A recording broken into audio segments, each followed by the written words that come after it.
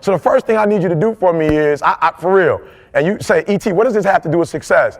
I need you to get a set of values, because without a set of values, you'll never be successful, because stuff is going to come up, and if you don't learn to be true to who you say you are, I'll be real with you. If it wasn't for Christianity, I would have never forgave my man.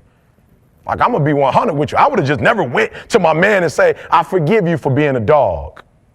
I forgive you for asking my mom, was I yours? I forgive you. I would have never forgave my man just off rip, but I forgave my man because I live by a set of values that said you have to forgive if you want to be forgiven. I live by a set of values that said that if they hit you here, you got to turn the cheek and let them hit. I didn't grow up like that.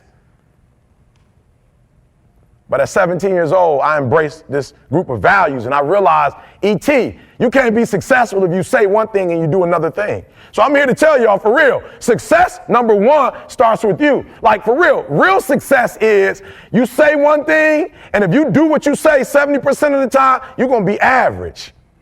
If you do what you say you're going to do 80% of the time, you're going to be real good. And if you do what you say you're going to do 90% of the time, you're going to be great. Because very few people do what they say they're going to do. It sounds good coming off your lips. It sounds good when you tell people, I'm going to University of Michigan. Then you come home for Thanksgiving with the jersey on, right?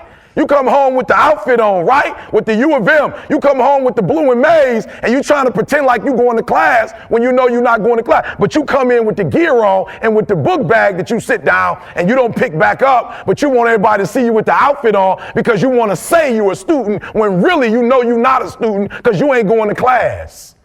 You're not doing your homework. My son, I took him to the emergency room. We got out at 2 o'clock in the morning. I had a flight from Detroit at 6 o'clock in the morning, which meant I got 2.5, 3 hours of sleep before I had to get up and get on the plane and go to the Chiefs. And my son said to me, Dad, I need the doctor to give me a pass. I said, a pass for what? He said, Dad, it's 2 o'clock in the morning. We leaving the emergency room. I said, son, are you kidding me?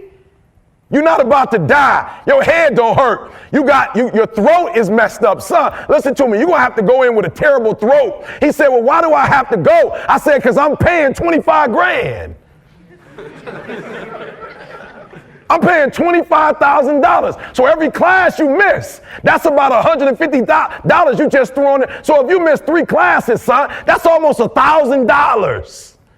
You mean to tell me you ain't got to go to class, but I got to go get on a plane, and I got to go spend time with the Kansas City Chiefs? I got to put in work, and I got to come home and split my check with you? I got to get up, but you don't?